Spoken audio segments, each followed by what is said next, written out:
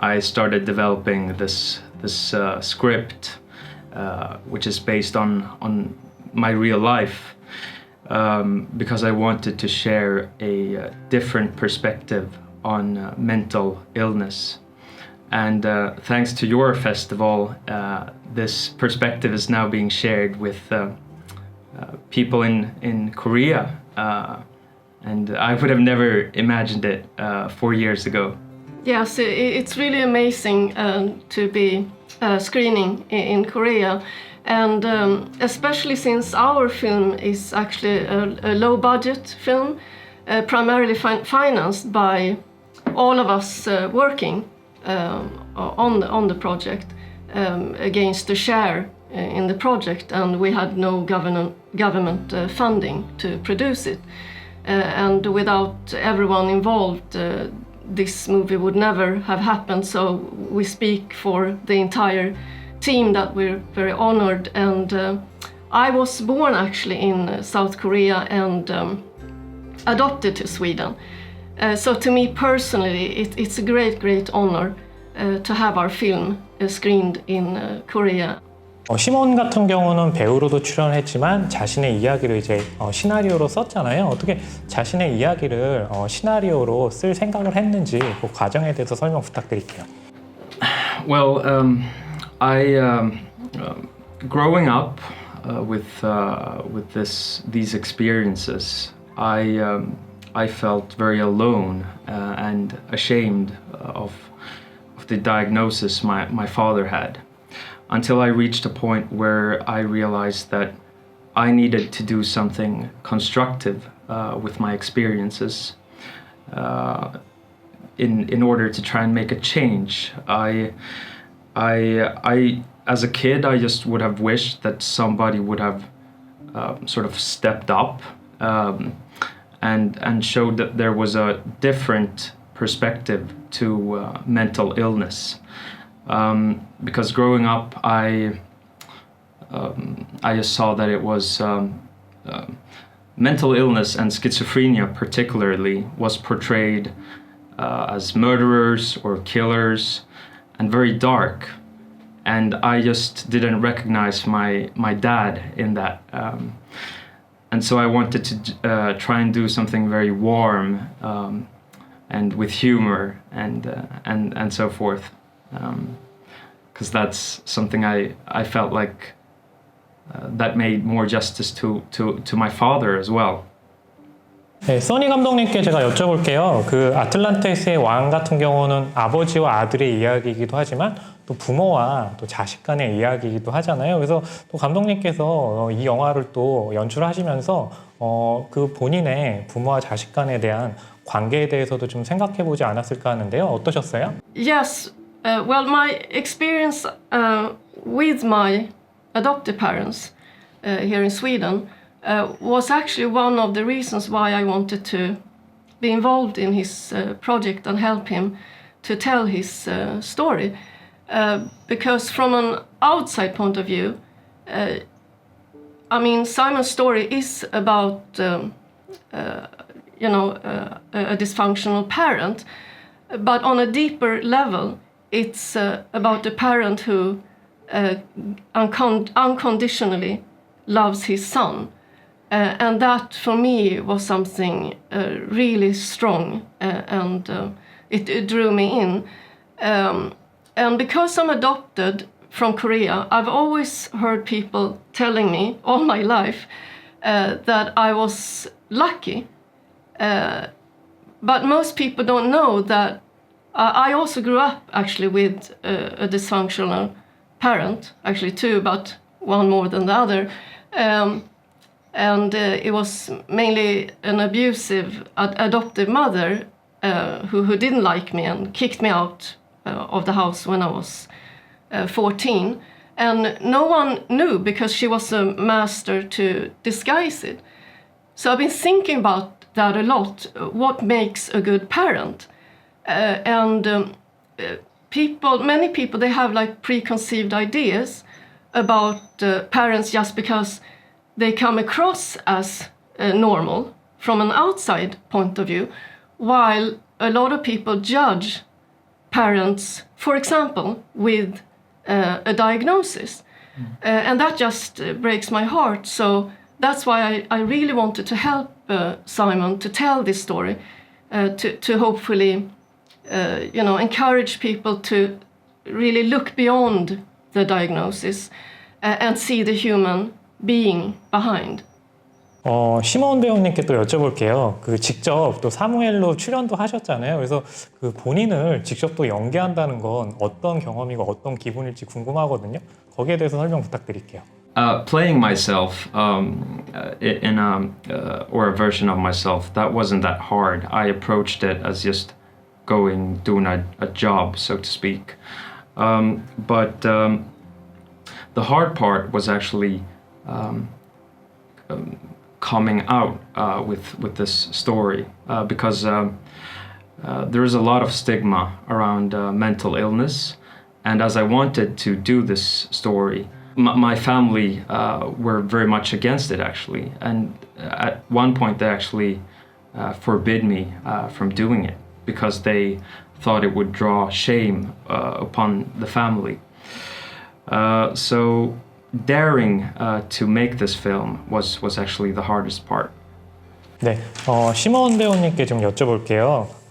영화를 만든다고 했을 때 실제 이제 본인의 이야기고 아버지 이야기니까 또 아버지는 이 영화에 대해서 어떻게 반응을 하셨는지 궁금하거든요. 그래서 그에 대해서도 설명 부탁드릴게요. So initially he was actually very much against me making the film. I let him read the script. And he read it and he said it's an amazing script. It could maybe win awards or be screened at festivals. He was right.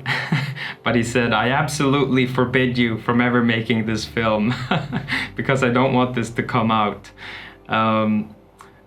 But this was my big dream, and I sort of needed to get this out of my system to become whole in a sense. And he could see that on me, so that once he had forbidden me from doing this, he saw that how it affected me very negatively. And so eventually he told me that, and I of course accepted that, that's important to mention, but and he saw how I felt, and he said, I don't want to stand in the way of your dreams. So you should go ahead and try and make this film.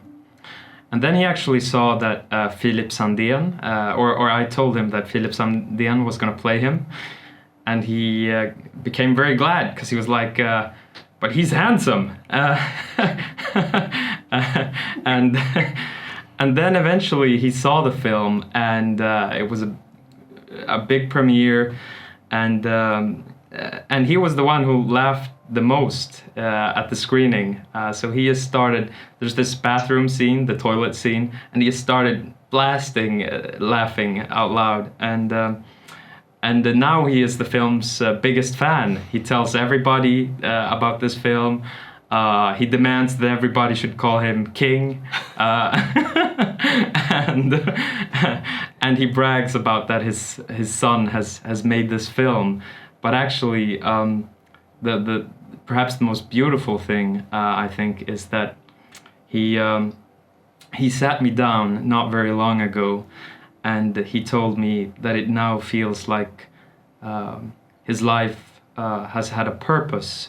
Because of all the hardships he's went through, those now have a meaning, because they have led to something positive, and it's helped people like us.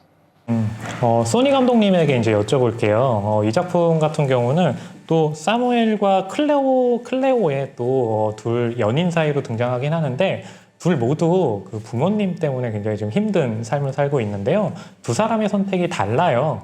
클레오 같은 경우는 이제 부모님을 따르고, 또 사무엘은 자신의 삶을 찾아 나서고, 그래서 그렇게 좀 다른 선택을 하신 이유가 무엇인지 좀 궁금합니다. Yes, I'm glad you bring that up, because it is a very important part of this story. And actually in the screenplay, they got together. You wanted to get the girl, of course. Wanted a happy ending, yeah. And it was also shot like that.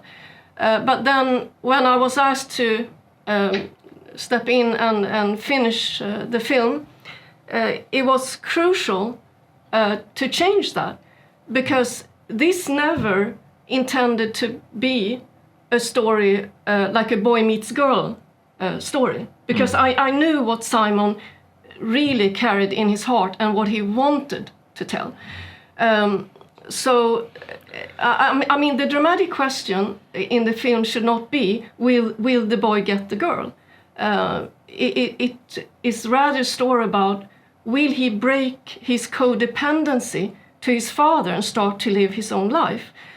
Still, of course, with this profound love for his father, but without burdened by guilt of being himself and also have his own life. And then I also saw this chance of, juxtaposition of the both that you brought up, the both characters, that Cleo, in the beginning, she's the one who comes across as this, free spirit and the strong one, while Samuel is the complete different, has the different story. But then towards the end, we as an audience, we will understand more and more that she is surprisingly the one who cannot break the codependency. Also wanted to explore her story a bit deeper, because we did receive feedback that we had problems with her character, that she came across as superficial and without depth, which we all agreed with. So this also solved much of that problem. So this is an example of my different hats, different roles in the project, that you could say that as a producer I had to tell the writers, Simon and Ursula, that they needed to write some additional scenes, and we needed to do a few reshoots. We couldn't afford as many as we needed, but at least do what we could. And that was including this big final scene between Cleo and her mother, where Cleo really confronts the mother, which is a key in her story. But it's because that one gave her a choice to either stay or leave, and we don't know what she would do until a bit later. So they wrote that scene, and and then after it was shot, I had to put on my director's hat, you could call it. So now I could re-edit Cleo's entire story to give her more depth and give her that arc. And when she got that opposite arc, Samuel's arc was also emphasized. But even more importantly, I had to and could re-edit Samuel's story. So it went from a love story between a boy and a girl to a coming-of-age story between a son and a father. And those big changes, it was because that was your original vision. But as you know, in many projects, the original vision is often lost on the way. But I think we got as close as we could. 안 그래도 이제 그 말씀을 하셔가지고 이 영화에서 제가 가장 흥미로웠던 거는 이제 사무엘이 마지막에 아버지를 떠나서 이제 어딘가로 향하는데요. 저는 혹시 클레오를 만나러 가지 않았을까라고 생각을 했는데, 저 옆에 계신 또 통역 선생님께서는 사무엘이 이제 엄마를 만나러 쿠바로 떠나는 그런 결말이다라고 했는데, 그래서 여러 가지 해석의 여지를 남겨놓은 결말이 굉장히 좀 흥미로웠는데요. 두 분은 혹시 그 결말에 대해서 또 각자 생각하고 계신 바가 있는지 어떠세요? Well, it's funny you ask because to me it never really mattered where he went. What mattered was this feeling of freedom and that he was going to live his own life. But after the film started screening, a lot of people came up to me afterwards and they wanted to know what happened after. And I hadn't really thought of that that much, but I do have an idea, of course, of where he heads to and what he does with his life. But to me, I like to leave it up to the viewer, really, because those are the kinds of films I love the most, where you get to imagine a bit at the end. 하면 소니 감독님이 아틀란티스의 왕의 관객으로서 그럼 그 결말에 대해서 감독님은 좀 어떻게 생각하시는지요? You don't give up. You want us to give you the ending. No, but I agree with Simon. We actually agreed upon that early on, that we both wanted an open ending because it's up to the audience, you know, to decide. And the moment we decide this as filmmakers, you know, it actually affects his arc, his journey. Again, if we had shown, I think it's absolutely possible that he goes and sees the girl, because he got the insight, he got what he needed in order to have the courage and the strength to step out and start to live his life. Then he can choose whatever he wants. But I think if we had imposed that onto the viewers, and then there's a risk that the point of the movie ends up with, oh yes, he got the girl. But again, that's not the focus. In this way, I think we can get both elements, that people really carry with them after the film, that this was more about a coming-of-age story, about stepping into freedom and becoming who you really are. And then for those who want him to get the girl, he can still get her. 네, 시몬 배우님께 좀 여쭤볼게요. 아까 이제 필립 잔덴 배우님이 캐스팅에서 이제 아버지가 잘생긴 것 때문에 굉장히 좋아하셨다고 하는데 실제로 좀 두 분이 만나 뵙기도 하셨는지 좀 궁금하네요. Yeah, no, they met each other, and it was like two unstoppable forces met each other. It was just as soon as they met, jokes started pouring and it was just, you had to just back off and just look at it, that beautiful thing. But what Philip really grasped and what I really appreciated was that he saw my father for who he is, and he said to me afterwards, well, your dad's problem, so to speak, is that he is overly intelligent, and all of that sort of bubbles up and it becomes too much.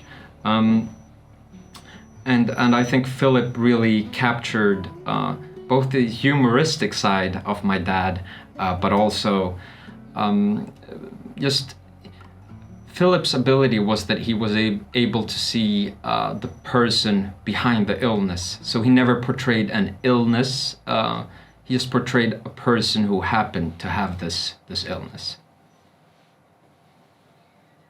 아마 그렇기 때문에 좀 연기도 자연스럽고 인상적이지 않았나 좀 생각이 들고요. 그 소니 감독님께는 좀 이 아틀란티스의 왕 얘기 말고 이제 한국에서 태어나셨기 때문에 혹시 이제 한국의 컨텐츠에도 관심이 많지 않으실까 좀 생각이 드는데요. 혹시 최근에 좀 인상 깊게 보신 뭐 한국 컨텐츠가 있다면 무엇이 있을까요?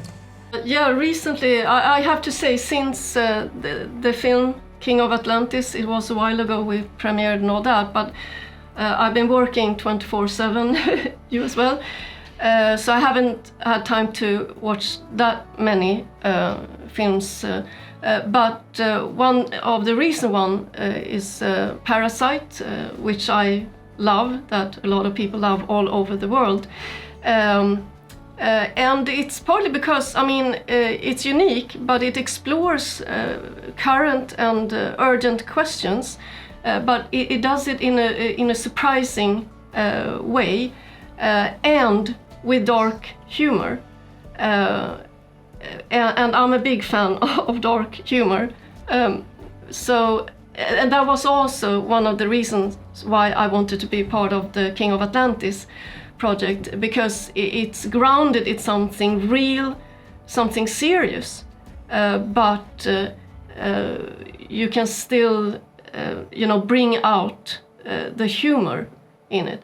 And I saw for a long time that I got this dark humor because of my challenging upbringing. But after seeing some Korean movies, I was thinking that maybe it actually came a bit with my genes. 두 분은 어떠신가요? 혹시 이제 다음 작품에도 인연을 이어가실 건지 아니면 이제 따로따로 차기 작품을 준비하고 계신 건지 궁금하거든요. 그래서 그에 대해서 좀 여쭤볼게요. Yeah, no, I'm. Thanks for asking, because I was about to ask Sony if she wants to work with me again.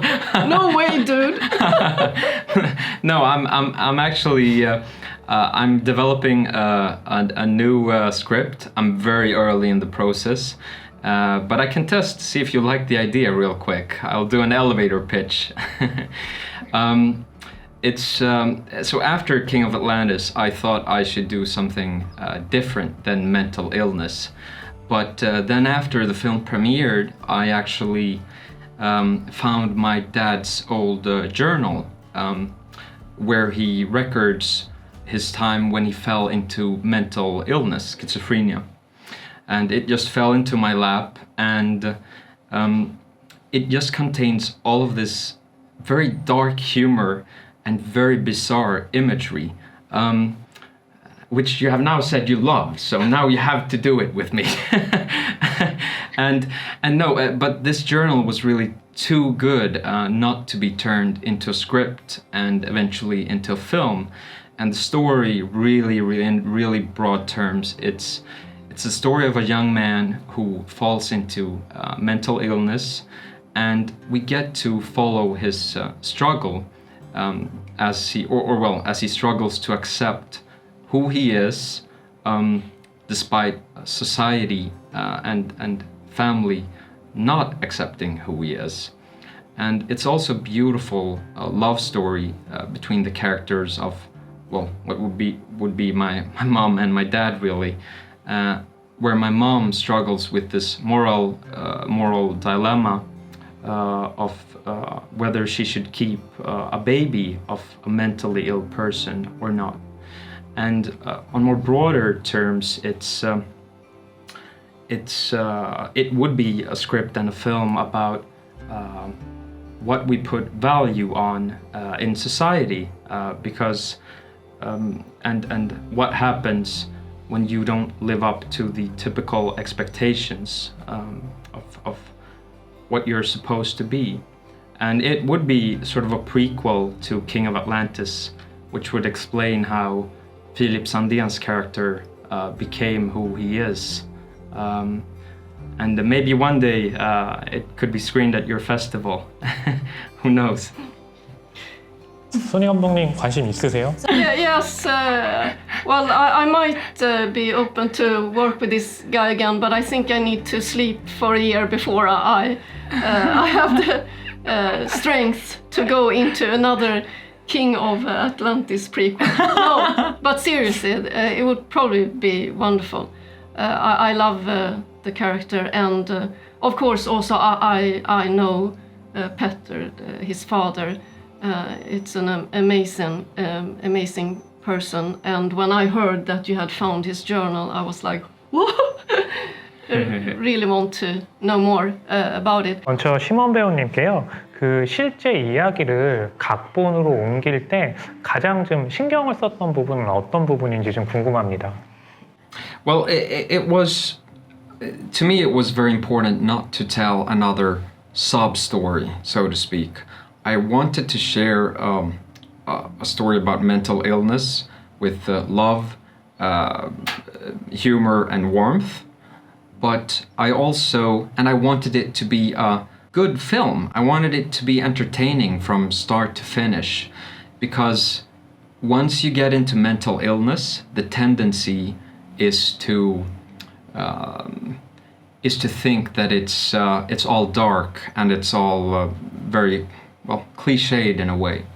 And I just didn't want to make that again. And actually, Sony and Ursula Fogelström, my co-writer, they were great help with this because they would see the film from an outside perspective, and especially Sony, you focused on the character development and the more technical aspects of movie making. That was the most important thing for me, to make a good film first and foremost.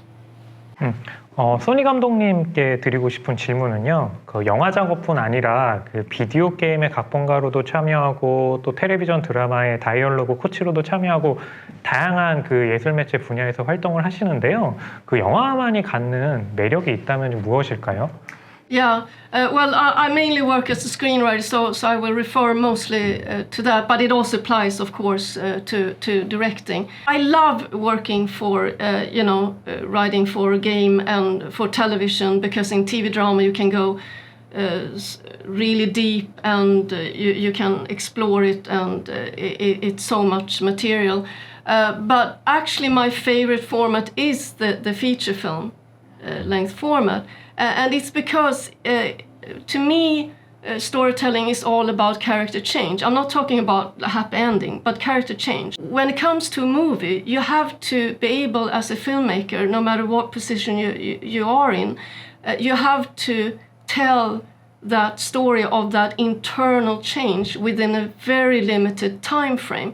It's extremely difficult to do that within the feature format. And that's also why I love that format. It's an amazing challenge. 시몬 배우님께 이제 질문 드리겠는데요. 자신의 이야기를 영화로 만들어서 그리고 완성을 했는데요. 그것 때문에 부작용이 있어가지고 영화를 만들기 전과 또 만들기 후에 좀 변화한 측면이 있는지 궁금하거든요. I think by me opening up about this subject, because I had kept it secret almost my whole life. I had childhood friends who didn't even know that my father had this diagnosis. I think by sharing it and seeing that I wasn't alone with my experiences, I think that sort of strengthened me as a person. And as I became more, stronger, if you will, I became more sure of myself, and as a consequence, I became more sure of how to handle my father.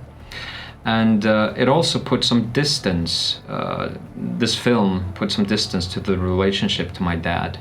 And a lot of being codependent is about not being able to prioritize your own needs, because you're constantly focusing on other people's needs. And so I've become much better at communicating those needs and setting boundaries towards my dad mainly, but it's a great skill in general too. Thank you for the interview. 감사합니다.